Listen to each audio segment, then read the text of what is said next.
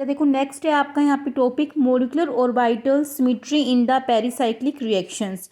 देखो जब भी हम बेटा यहाँ पे पेरिसाइक्लिक रिएक्शंस पढ़ते हैं ना, तो सबसे पहले हम यही चेक करते हैं कि जो हमारे पास देखो यहाँ पे पेरिसाइक्लिक रिएक्शंस है, हमारे पास जो पेरिसाइक्लिक रिएक्शंस यहाँ पे हमारे पास हम पढ़ रहे हैं, वो हमारे पास उनकी जो सिमेट्री है वो हमारे पास एलो है, या फिर वो सिमेट्री हमारे पास यहाँ पे क्या है, इसकी पेरिसाइक्लिक रिएक्शन की जो सिमेट्री है यहाँ पे हमारे पास वो एलो है, या फिर उनकी सिमेट्री यहाँ पे हमारे पास क्या है, फोरबिडन है।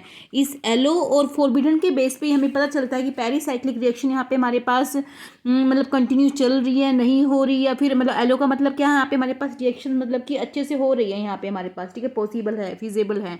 और फोरबिडन का मतलब क्या है कि हमारे पास फिजिबल नहीं है, मतलब जो प्रोडक्ट बना रहे हो बन नहीं पा रहा है यहाँ पे हमारे पास, ठीक है।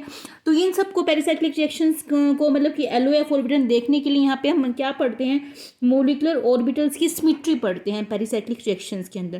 देखो बेटा जितने भी हम सिंपल रिएक्शंस पढ़ते थे ऑर्गेनिक रिएक्शंस के अंदर, तो उसमें हम जैसे इथेन हो गया, मीथेन, प्रोपेन, या फिर आपका यहाँ पे क्या बोलते हैं एसिटिक एसिड, आपने कुछ भी ले लिया, तो उस केस में हम क्या करते थे, हम अपने मॉलिक्यूल्स को लिखते थे, यहाँ पे अपने मॉलिक्यूल्स का नाम लिखते थे, उनकी स्ट्रक्चर ड्रॉ करते थे।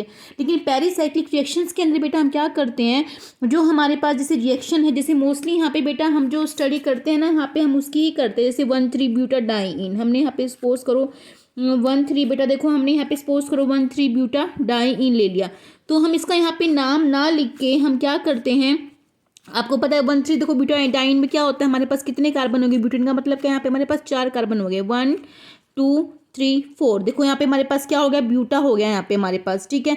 तो ब्यूटा हो गया। डाइईन का मतलब क्या है, 1 और 3 पोजीशन पे यहाँ पे हमारे पास क्या 1 और 3 पोजीशन पे यहाँ पे हमारे पास क्या डबल बॉन्ड प्रेजेंट है। देखो हमारे पास ये 1,3 ब्यूटाडाइईन है। तो इस स्ट्रक्चर को हम ऐसे ना लिख के, तो हम इस केस में क्या करते हैं, पेरिसाइक्लिक रिएक्शंस के केस में क्या करते हैं, हम यहाँ पे इसके जो इसके मोलिकुलर ऑर्बिटल्स हैं यहाँ पे हम उनको ड्रॉ करते हैं बेटा। अब देखो सबसे पहले हमें पता है कि कार्बन का जो पी ऑर्बिटल्स है वही हमारे पास क्या पाई बॉन्डिंग में पार्टिसिपेट कर रहा है। तो हम क्या करते हैं बेटा, यहाँ पे पेरिसाइक्लिक रिएक्शंस के केस में हम क्या करते हैं यहाँ पे, कि जो हमारे पास कार्बन का पी ऑर्बिटल्स है उसको ही हम यहाँ पे ड्रॉ करते हैं। सबसे फर्स्ट ऑफ ऑल तो जो कार्बन का यहाँ पे देखो हमारे पास पी ऑर्बिटल है बेटा, हम उसी को यहाँ पे ड्रॉ करके दिखाते हैं। फिर जो पी ऑर्बिटल्स की सिमेट्री है, सिमेट्री का मतलब क्या है, देखो हमें पता है कि अगर हमारे पास सेम लोब सेम साइड होगी तो यहाँ पे हमारे पास बॉन्डिंग हो जाएगी, ठीक है, बॉन्डिंग हो जाएगी। लेकिन अगर हमारे पास ये अपोजिट लोब प्रेजेंट हुई, सपोज करो यहाँ पॉजिटिव है यहाँ नेगेटिव है, तो यहाँ पे हमारे पास क्या आ जाता है कि बीच में एक नोड आ जाता है, नोड आ जाएगा तो यहाँ पे हमारे पास बॉन्डिंग पॉसिबल नहीं है, हमारे पास एंटी बॉन्डिंग ऑर्बिटल्स बन जाते हैं। तो बेटा पेरिसाइक्लिक रिएक्शंस के अंदर हम यहाँ पे क्या करते हैं, जो हमारे पास यहाँ पे मॉलिक्यूल्स की सिंथेसिस हुई है हम उसके मॉलिक्यूलर ऑर्बिटल्स को बेटा ड्रॉ करते हैं। और मॉलिक्यूलर ऑर्बिटल्स को बेटा ड्रॉ करने के बाद यहाँ पे हम देखते हैं कि जो हमारे पास पेरिसाइक्लिक रिएक्शंस है वो एलो है या फिर फोरबिडन है। आई थिंक बेटा आपको इतना समझ में आ चुका होगा, ठीक है बेटा। जो यहाँ पे हमारे पास सिमेट्री होती है बेटा, सिमेट्री होती है यहाँ पे हमारे पास जो मॉलिक्यूलर ऑर्बिटल्स की सिमेट्री होती है यहाँ पे, वो हमारे पास यहाँ पे 2 साइंटिस्ट थे, वुडवर्ड और होफमैन। उन्होंने यहाँ पे हमारे पास उसके लिए एक सिलेक्शन रूल को बताया था, ठीक है, पेरिसाइक्लिक। तो उसने यहाँ पे क्या कहा था, on the basis of the conservation of the molecular orbital symmetry Woodward and Hofmann explain the many selection rule, ठीक है। उसने यहाँ पे सिलेक्शन रूल बताए थे टू द पेरिसाइक्लिक रिएक्शन। उसने यहाँ पे क्या बताया था, the principle state that in concerted, देखो यहाँ पे हमारे पास कंसर्टेड आया, इन कंसर्टेड, कंसर्टेड का मतलब क्या होता है, bond making and bond breaking take place simultaneously, जो हमारे पास पेरिसाइक्लिक रिएक्शन के अंदर ही होता है। In concerted reactions orbital symmetry is the conserve, जो ऑर्बिटल्स की सिमेट्री है, जो हमने पी ऑर्बिटल्स लिए हैं यहाँ पे, जो उनकी सिमेट्री है यहाँ पे वो हमारे पास कंजर्व होनी चाहिए। कंजर्व का मतलब क्या होता है कि मतलब एनर्जी यहाँ पे हमारे पास कंजर्व फॉर्म में होनी चाहिए, ठीक है बेटा, तभी यहाँ पे हमारे पास पेरिसाइक्लिक रिएक्शंस एलो होगी। या फिर देखो इसके अलग से एक और डेफिनेशंस भी है, in other word in A concerted reaction involving a cyclic transition state. और आपको पता है साइक्लिक ट्रांजिशन स्टेट हमारे पास किस में आती है बेटा, ये ट्रांजिशन स्टेट हमारे पास ओनली पेरिसाइक्लिक रिएक्शंस के अंदर ही आती है। जो हमारे पास कंसर्टेड रिएक्शंस होती है हमारे पास, जो कंसर्टेड रिएक्शंस भी हमारे पास पेरिसाइक्लिक रिएक्शन के अंदर ही होती है, ठीक है बेटा। और जो साइक्लिक ट्रांजिशन स्टेट आते हैं वो भी हमारे पास पेरिसाइक्लिक रिएक्शन के अंदर ही होते हैं, ठीक है। अब देखो यहाँ पे हमारे पास क्या, ओनली दोज ऑर्बिटल्स, ठीक है, in the reactions can transform into the product, ठीक है। वही मतलब कि यहाँ पे हमारे पास ऑर्बिटल्स रिएक्शंस में मतलब कि रिएक्शन से रिएक्टेंट से प्रोडक्ट में ट्रांसफर हो सकते हैं, which have the same symmetry property, जिसकी सिमेट्री प्रॉपर्टी सेम होती है with respect to the element of symmetry, ठीक है। Conserve to the reactions. फिर से देखो उन्होंने ये कहा है कंजर्व रिएक्शन होनी चाहिए। कंजर्व किस में होती है हमारे पास, साइक्लिक ट्रांजिशन स्टेट में होती है। साइक्लिक ट्रांजिशन स्टेट किस में होती है, पेरिसाइक्लिक रिएक्शंस में ही होती है बेटा, ठीक है। अभी हम इसके सिमेट्री एलिमेंट्स पढ़ेंगे। यहाँ पे 2 टाइप्स के सिमेट्री एलिमेंट्स होते हैं हमारे पास। एक होता है हमारे पास मिरर प्लेन, एक हमारे पास होता है C2 सिमेट्री। ये आपने आई थिंक ग्रुप थ्योरी में पढ़े होंगे सिमेट्री एलिमेंट्स, उसमें तो काफ़ी सारे होते हैं। इसमें हम मिरर प्लेन और C2 ही पढ़ेंगे बेटा। उसके बाद देखो यहाँ पे एक और डेफिनेशंस भी है, such a reaction is symmetry allowed. वही रिएक्शन सिमेट्री एलो होती है। And for this the energy of a transition state necessary lower than the symmetrical forbidden process.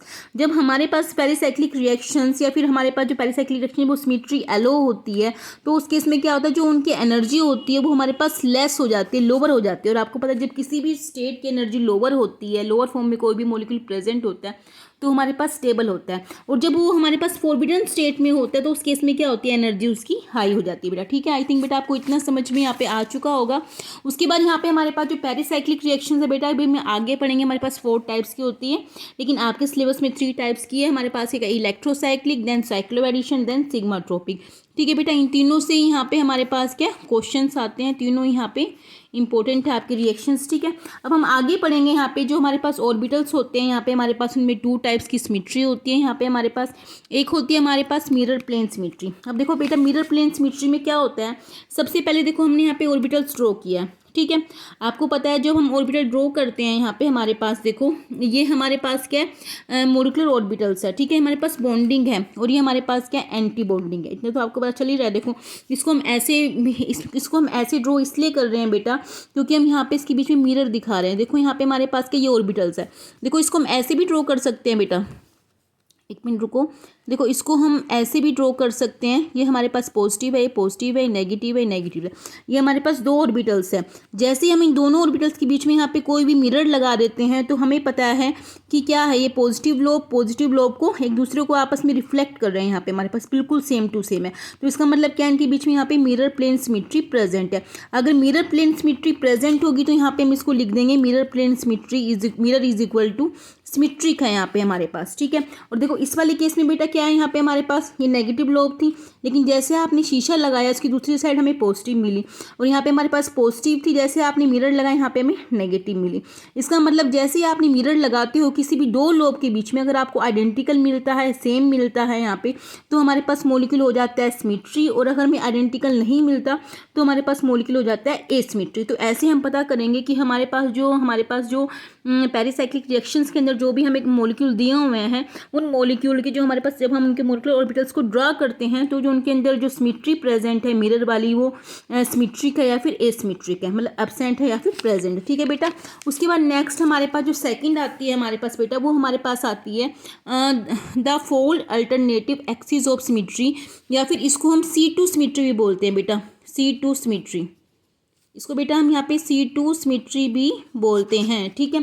अब देखो इस वाले केस के अंदर क्या होता है बेटा, यहाँ पे हमारे पास इसमें हम क्या करते हैं, जो हमारे पास देखो यहाँ पे मॉलिक्यूलर ऑर्बिटल्स हमें दिए हुए हैं। देखो ये हमारे पास क्या बॉन्डिंग मॉलिक्यूलर ऑर्बिटल्स है, क्योंकि इन दोनों में सेम साइन हमारे पास सेम साइड। आप इसको साइन से भी दिखा सकते हैं या फिर आप इसको फील्ड करके भी दिखा सकते हैं, जैसे भी आपको कंफर्ट लगे। फील्ड का मतलब कि क्या है, दोनों हमारे पास सेम साइड है और ये अनफील्ड है तो हमारे पास सेम साइड है, ठीक है बेटा। तो इसमें हम क्या करते हैं, C2 के केस में हम क्या करते हैं बेटा, यहाँ पे हम अपने मॉलिक्यूल्स को 180 में ऐसे घुमाते हैं बेटा। जैसे ये पेन हो गया, इसको हम ऐसे घुमा रहे हैं, ऐसे रिवॉल्व कर रहे हैं, ठीक है। तो इस केस में क्या होता है बेटा, जैसे देखो हमने अगर इस वाले मॉलिक्यूल को 180 में रिवॉल्व कर दिया तो देखो तो इस केस में देखो क्या होगा, जो हमारे पास नेगेटिव लोब है वो ऊपर आ जाएगी और जो पॉजिटिव लोब थी आपकी या फिर जो फील्ड लोब थी वो आपकी नीचे आ गई। तो इस वाले केस में बेटा यहाँ पे हमारे पास क्या होता है, देखो पहले हमारे पास पॉजिटिव लोब थी ऊपर, लेकिन जैसे ही आपने इसको 180 में रोटेट कराया उसी केस में क्या हो गया, ऊपर नेगेटिव लोब आ गई। तो यहाँ पे आपकी सिमेट्री प्रेजेंट नहीं है, तो इसलिए जो यहाँ पे हमारे पास ये C2 सिमेट्री है वो हमारे पास क्या होती है, यहाँ पे एब्सेंट होती है। लेकिन जैसे ही हमने यहाँ पे एंटी बॉन्डिंग ऑर्बिटल्स लिए बेटा, तो देखो आपको पता है एंटी बॉन्डिंग में क्या होता है, इधर पॉजिटिव साइन है, इधर हमारे पास नेगेटिव है, दोनों लोब हमारे पास अपोजिट होते हैं एक दूसरे के।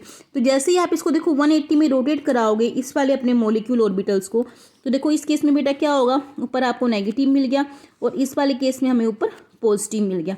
देखो पहले भी यहाँ पे देखो बेटा हमारे पास यही था ना, ऊपर पॉजिटिव था देन एक नेगेटिव था, लेकिन हमें लास्ट में भी यही मिला नेगेटिव पॉजिटिव, तो आपको सेम ही तो मिल रहा है ना यहाँ पे। इसका मतलब यहाँ पे जो हमारे पास C2 एक्सिस ऑफ सिमेट्री है वो हमारे पास यहाँ पे प्रेजेंट हैं। ठीक है, आई थिंक बेटा आपको मिरर भी समझ में आ गया होगा और C2 भी समझ में आ गया। प्लीज़ इन वीडियो को ध्यान से पढ़ लेना और प्लीज़ मुझे अटेंडेंस जरूर दे देना हर वीडियो के ऊपर बेटा।